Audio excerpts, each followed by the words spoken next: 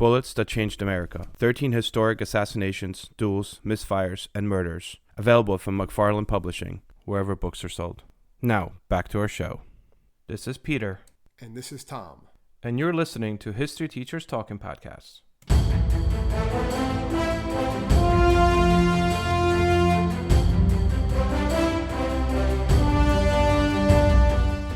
All right, this is Peter Zablocki and Thomas Reska, and welcome back to our podcast. Tom, what do we got?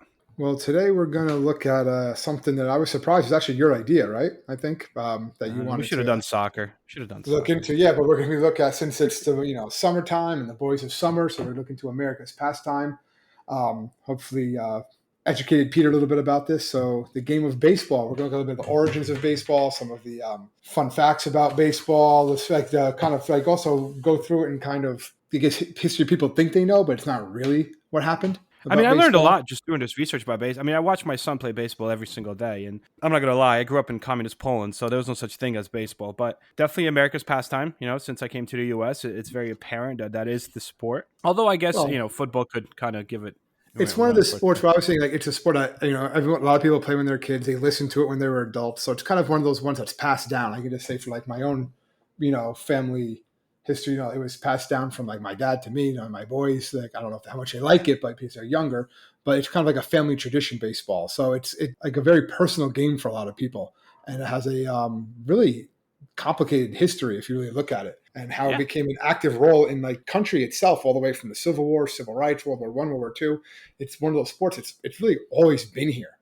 Like the other sports, you can kind of pinpoint this is when it started, but baseball you can't exactly pinpoint that. But it's got a lot of like. At one point, didn't they actually hire a commission that took him 3 years to pinpoint when baseball started because there's different claims? Well, because there's always been, well, not always, but I remember in school, it was always that Doubleday created baseball in Cooperstown, New York, right? That's why you have, and Doubleday's he was a Civil War general, right? He was like a war hero, even at battles of Gettysburg. So he's like this national icon anyway, in certain aspects. And the Baseball Hall of Fame is there, but it was actually until not pretty recently is when they did that. And that's kind of when they kind of changed it. And they said, maybe, okay, fine, Doubleday wasn't really the inventor. He's credited as the inventor in some aspects, but he probably wasn't. There's evidence of baseball way before Doubleday was around. Yeah, apparently they did that in 1907. It was 16 years after Doubleday's death, where the special commission was created. The only real piece of evidence here was this one mining engineer that apparently worked with Doubleday. His name was Abner Graves, and he said he went to school with Doubleday, and then he actually was there at the moment that Doubleday came up with the rules, the basic rules of baseball. Yeah. And what's crazy is Doubleday never said I created baseball. Like he never said anything to do with baseball. He always figured his legacy would be a Union general, right, in the Civil War. Yep. And like he was a lawyer, a writer, and stuff like that later on in life. He never talked about baseball. But yeah, like you said, after he was dead is when they started crediting him with that. But like, they've got ties to other things in the United Kingdom and stuff like that, which I guess we'll talk about. And in France, right? We were just talking about it before we click record. But so this is highly likely going to be a two-parter. So I guess this would make it our part one, and we'll kind of get as far as we can get with it today, and then next week we'll pick up where we left off and keep it going. So Tom, you want to get going? Origins of baseball. Well, there's a lot of origins, obviously. Yeah, so it's like a lot more complicated, I guess, than the Doubleday legend, which is that he invented it, and during the Civil War, and they did play baseball during the Civil War. We'll get to that, but it goes back even further. The origins to really dates back to the 18th century, and it's kind of an ancestor. Its ancestors were two English games, right? Rounders, which is a children's game that was brought to New England by the colonists, and obviously cricket. If you watch some cricket games and stuff like that, you have that. And you have by the time of the American Revolution, you have a lot of variations of these games were being played all over the place in schoolyards, college campuses, and they became very popular in industrialized cities where people were going to work in the mid-19th century really because you could do it anywhere. You could just kind of have like a wall built. You only need like something to hit, like a ball, a couple of bases, and you could play this game, and you could actually play it pretty quickly too, which I know if you're a fan of baseball today, you're like a fast baseball game. There's no such thing. But really back then you could get pretty quick. You get some of these games, but some of the first mentions of baseball, or one of the first clubs was in New York City. It was founded by the New York Knickerbocker Baseball Club. Don't get it confused with the basketball team. And one of them was a volunteer firefighter by the name of Andrew Joy Cartwright.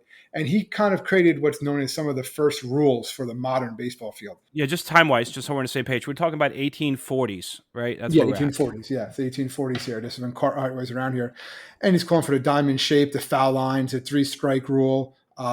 He got rid of some of the other rules that some other players were playing with. Like he used to play to it wasn't 9 innings; it was a certain amount of runs. I believe it was like 26 runs or something like that. Yep. Yeah, he got rid of the idea of tagging runners by throwing balls at them. They kind of realized that's kind of dangerous. Yeah, like They were hit by kickball. a yeah, well, yeah, but it's a little different with a baseball. Like Yeah, I was if gonna say, yeah. I hit you with this before you get to first base, you're out. Yeah. Yeah, It's because kind of crazy. imagine that today with people throwing 100 miles an hour, whipping at them. So I he mean, it would tried to make it make. for it would make it for a little more I guess entertaining it'd be a game. little more exciting game, but also changes things. Yeah, and it became faster paced and more challenging, and it also made it. It also by these rules that Cartwright puts in place, it changes the games it changes it from like games like rounders and cricket. So And actually, we should also mention because like New Jersey's kind of involved in all this. I yeah, mean, Hoboken, right? Hoboken, New Jersey, is the first, supposedly, the first known competitive game between two clubs under these new rules, right? That Knickerbocker comes up with, and that is in Hoboken, Elysian Field, so our home state, and that happened on June 19th, 1846. We don't know exactly which team played the Knickerbockers. However, the evidence points to the fact that it might have been the Gotham Club, which is another Yeah, team. Again, they lost. all these teams, yeah, bad. But all these teams are amateur teams at this point, right? I mean, none of these players get paid. This is a pastime in a sense. Like these guys go work in factories and then they go and play. That's literally where we're at right now in mid 1800s. But yeah, Knickerbockers, which claimed to be the best team at the time, got destroyed. It was 23-1. That's the definition of getting That's pretty destroyed. bad. That's pretty bad. Well, I think that's what it was in the beginning. It was 20. Whoever scored 23 runs first. So again, it was a little bit. It was a little different rules still. The rules were still changing, but they were different. Different clubs had different rules. You had the New York game, which is one Cartwright created. You had the Massachusetts game, which was played by New England clubs, and Philadelphia Town Ball was another one. So you had all these different types, but it was basically, but because of these new rules, it was really growing in popularity, and they started to overtake British cricket Cricket. Yeah, in, they said that. in the United States at this point, obviously. But yeah. Yep, and they said like actually like up to the Civil War time, when you looked at newspapers, specifically New York newspapers, which are the biggest, some of the biggest, most known ones in the United States, most of them still devoted more time and space to in their coverage to talk about cricket, and that kind of shifts. In like the 1860s and 1860 mid 1860s, which is really the Civil War. It's almost like the Civil War kind of becomes like that transition time where you start looking at baseball and all of a sudden it starts getting a little bit more coverage. Oh, yeah, absolutely. You have these conventions that come together, right? Yep. And First one. it was the National Association of Baseball Players was formed, Yep. right? This is in 1857, and they're coming together and they formalize three key features of the game that you still see: 90 feet between the bases, 9-man teams, and 9 innings under the Yep. Knickerbocker rules. So instead of playing the first one, the 21 runs, I said like so many different runs. It was 21 Yeah. runs. Now they're saying, right, it's 9 innings. Whoever is winning at 9 innings will do extra innings if we have to after that. But really, these are the set rules now. So if you're going to play baseball in this National Association of Baseball Players, all the bases are going to be 90 feet apart. You're going to have 9-man teams.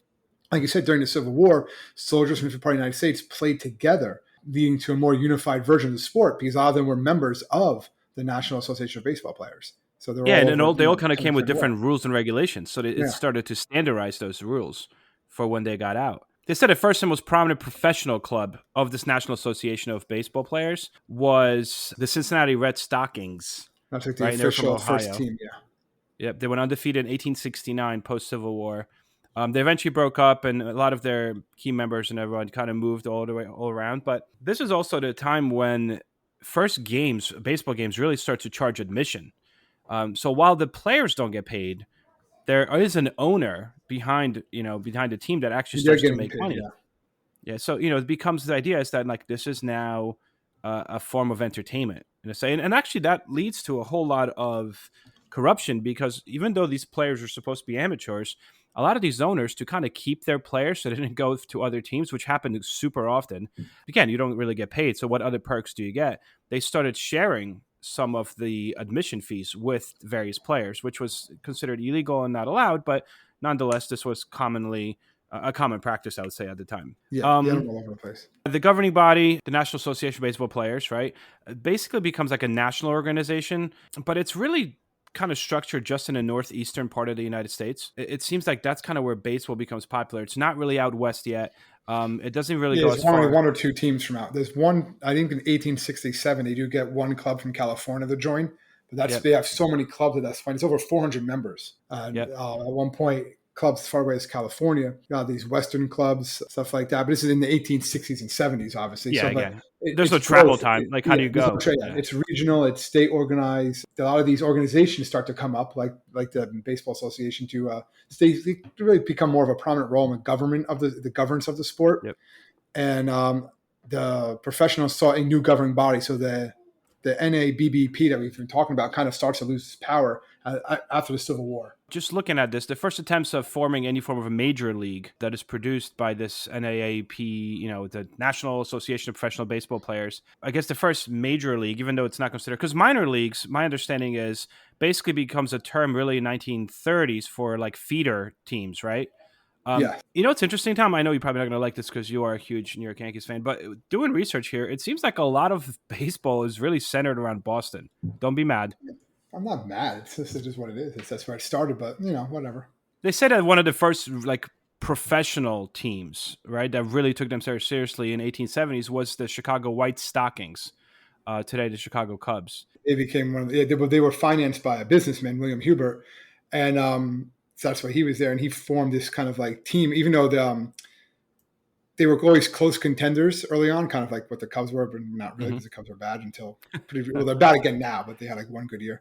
But they actually their field was actually destroyed in the Great Chicago Fire, right? Plug to I a saw that, previous which is kind of podcast. crazy how like history gets. Yeah, most of their equipment was destroyed, everything like that, and then they had to kind of recover shortly out. They actually dropped out for a while. They didn't come back until after the fire for a couple of seasons because they couldn't compete because they didn't have anything. All the equipment in their stadium was destroyed during the fire. Yep, Imagine and that. it kind of right, and it's not insane. Like, and that's the Great Chicago Fire. But there was also a bunch of other like professional leagues, mini leagues that start getting created around this time. A lot of them wind up folding because it's like we're gonna have 5 teams here, 5 teams here, and finally what happens is a lot of teams too. I'm sure you saw, Pete, that day. I'm sorry to interrupt. That they would. no, go. I saw this and I kind of angered and I didn't make sense. A lot of these teams, if they were like playing poorly or if they had a losing record and they couldn't they were like eliminated from like playoffs or whatever, they just wouldn't play the season out. Yeah, they're like, I'm out. Or if they weren't drawing a lot of fans anymore, they would just be like, we're done. We're just not going to play anymore this year. And they're like, no, you can't do that. You're part of the league. And this would happen a lot. So they're like, you can't. It became a problem. And that's kind of where they started to, let's make this a little bit more legit, which we have the creation of the National League of Professional Baseball Clubs. Because there was a lot of different rival leagues, but the National League of Professional Baseball Clubs, that's basically where you start getting some of the known, you have Cincinnati Reds, Pittsburgh Pirates, St. Louis Cardinals, right, Brooklyn Dodgers. Like these teams are all they all stem from the American Baseball Association, where to be part of this league, you had to adhere to certain rules, such as you mentioned, like you can't just stop playing or not show up because you have a bad season. And all of those kind of get folded into the American League, which is still around. I know, obviously, right? So the American League was like a minor league, or it was the minor Western League of the that's what it's called, the minor Western League. It starts in 1893. It kind of gets established a bit more in 1901 as the American League, and they're eventually going to then compete, and they lead to I think the first World Series is 1903. So you start saying they start to come together, but still they're actually separate at this point.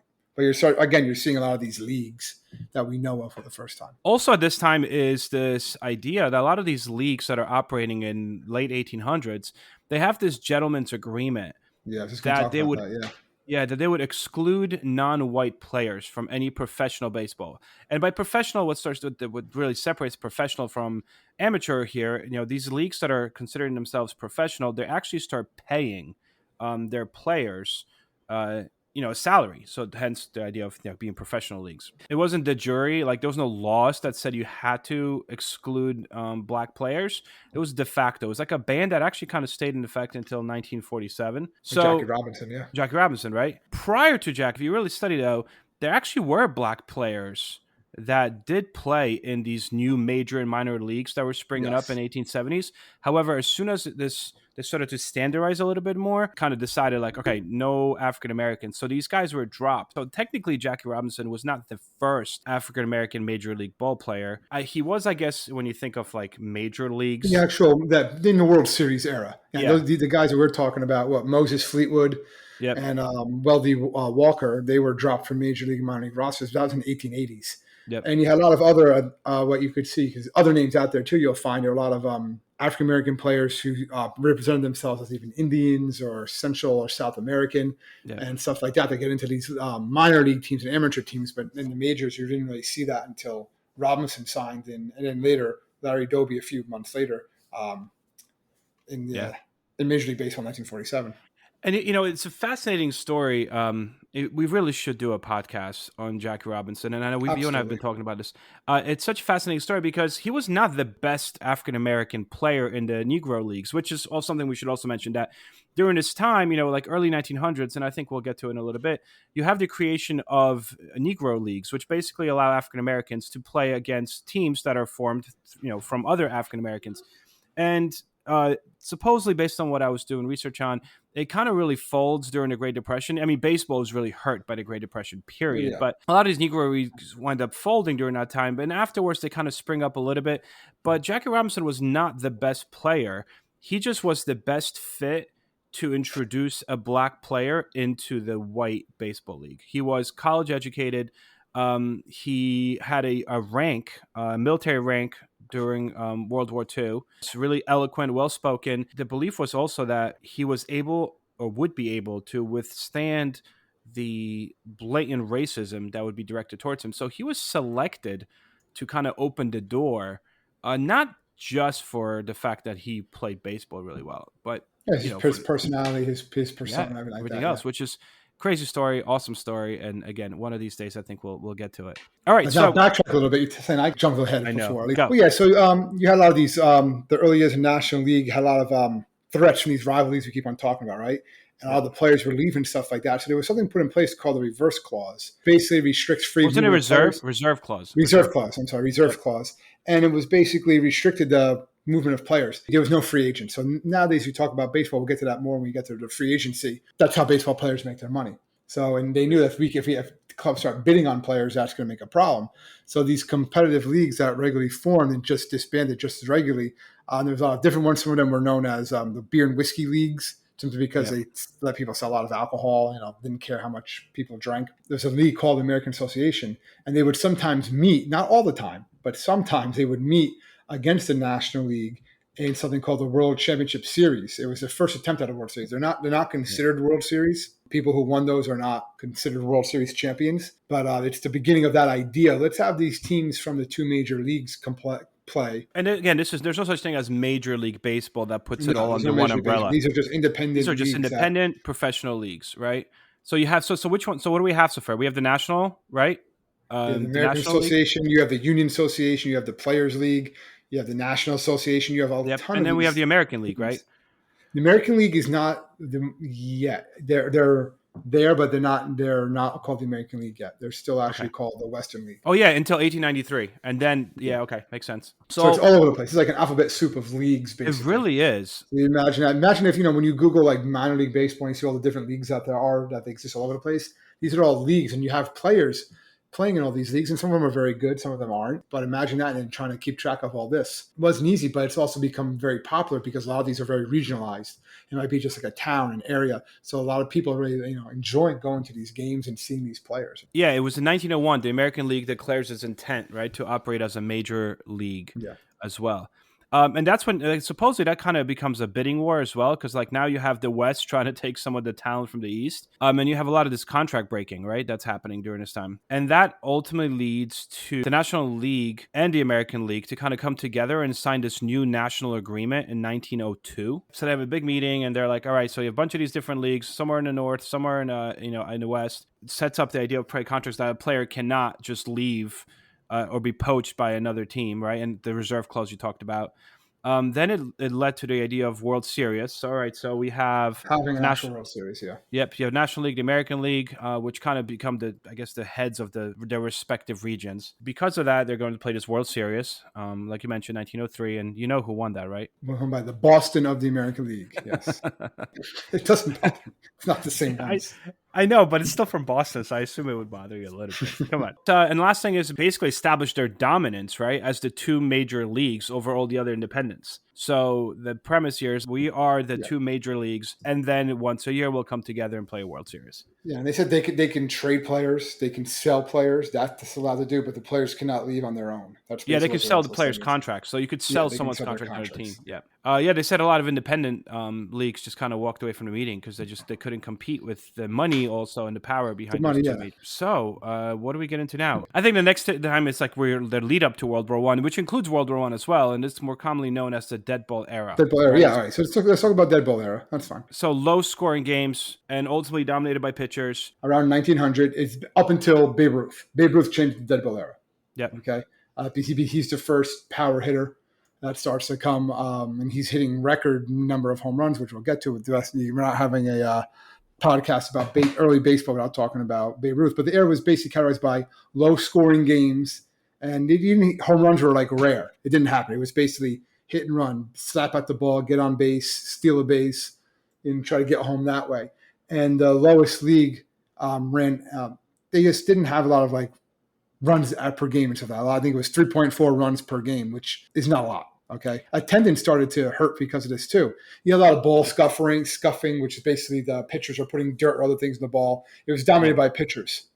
Yeah, they said like they would basically mess with the ball so that way Yeah, the make it, players, yeah. the hitters couldn't really hit the ball out of the ballpark. Like they would mess with the ball. But just the story of baseballs, like the ball itself is insane, which kind of also lends itself to this dead ball era. You have in 1900, right? A baseball costs $3 each.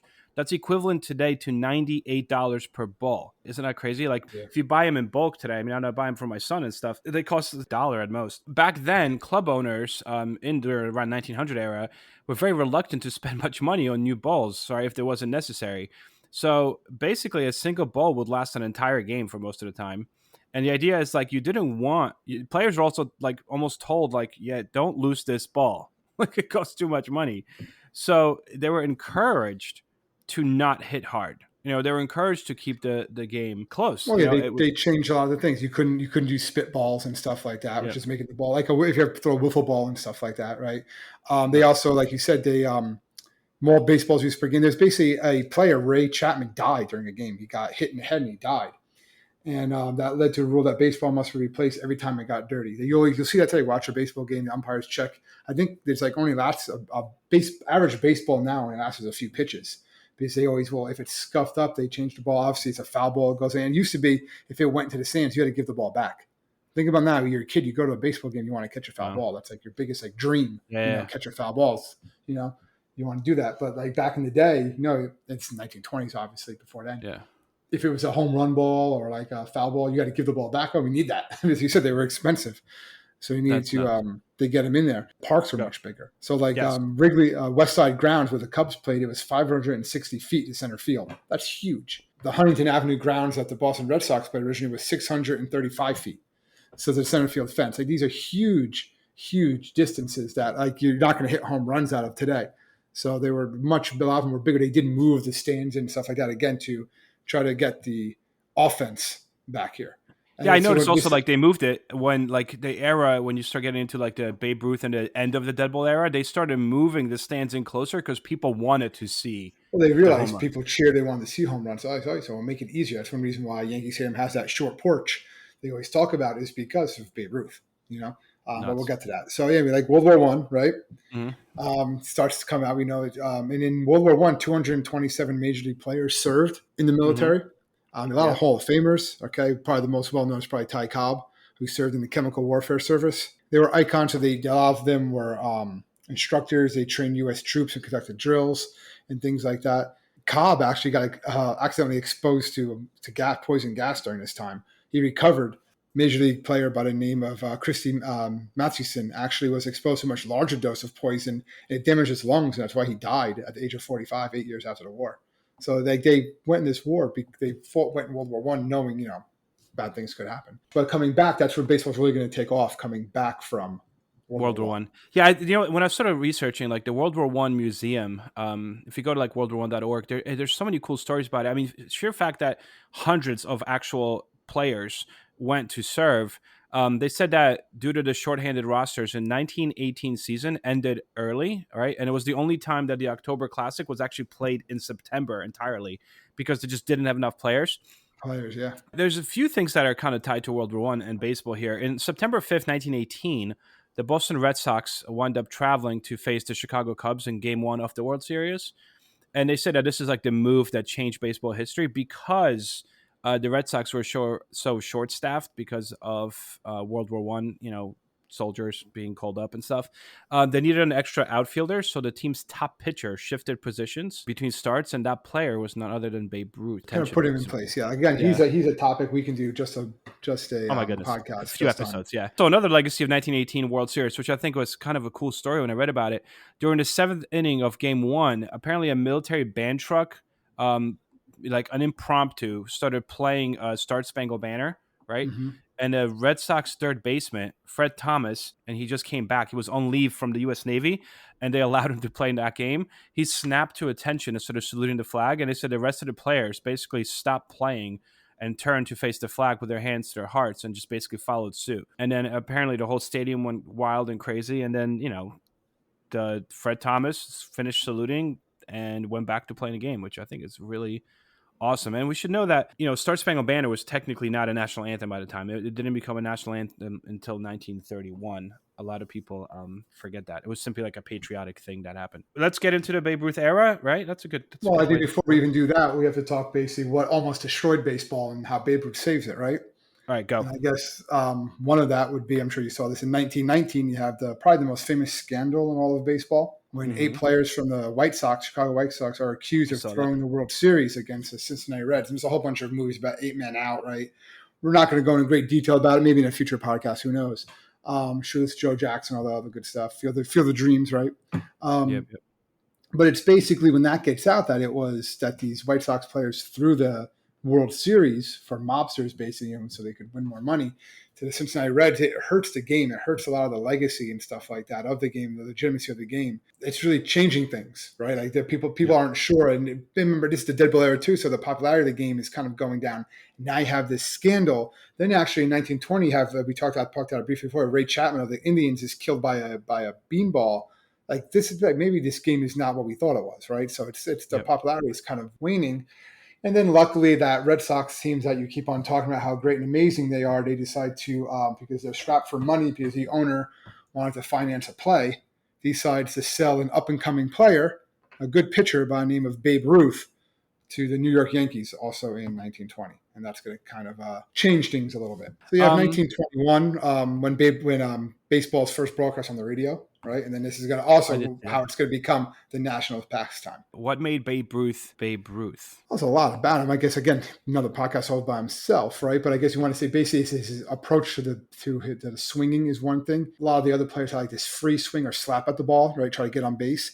He had more of this uppercut type of swing. His design was let me hit a home run, right? I actually like based on this research, I heard that he was initially a very good left-handed pitcher, and then ultimately and then they put him in an outfield because his hitting was so instrumental and important to winning games that they're like, all right, even though he's a really good pitcher, we would rather him save that strength for hitting, so they stuck him in the outfield. Yeah, they wanted him hitting more.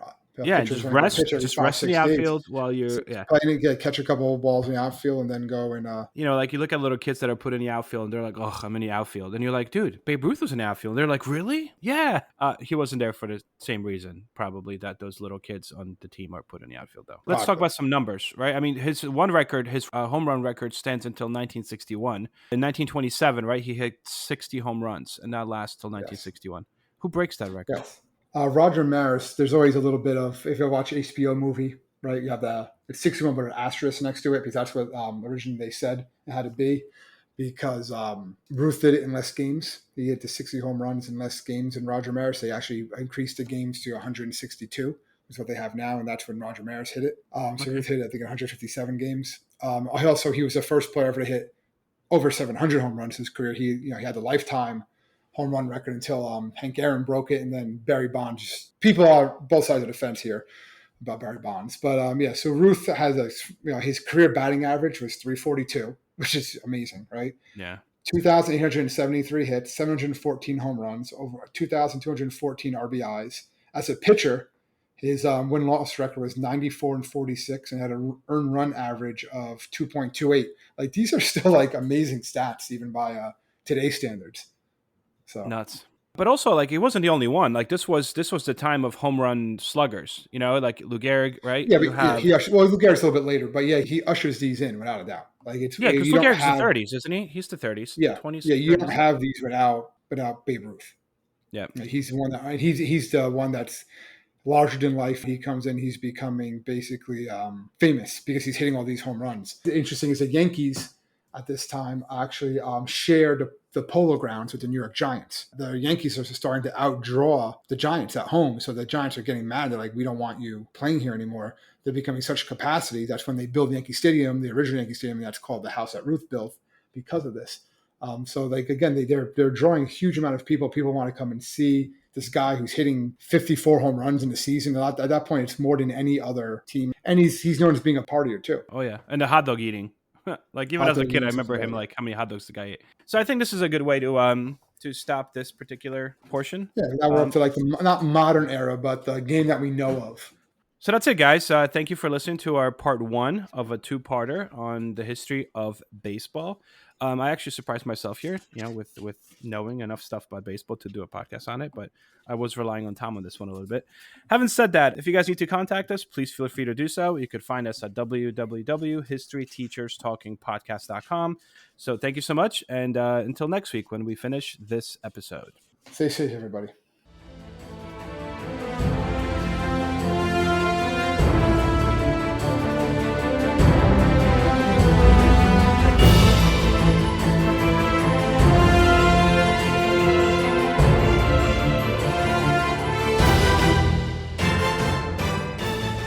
I hope everyone enjoyed our podcast, and if you would like to email us, you can do so at historyteacherspodcast@gmail.com.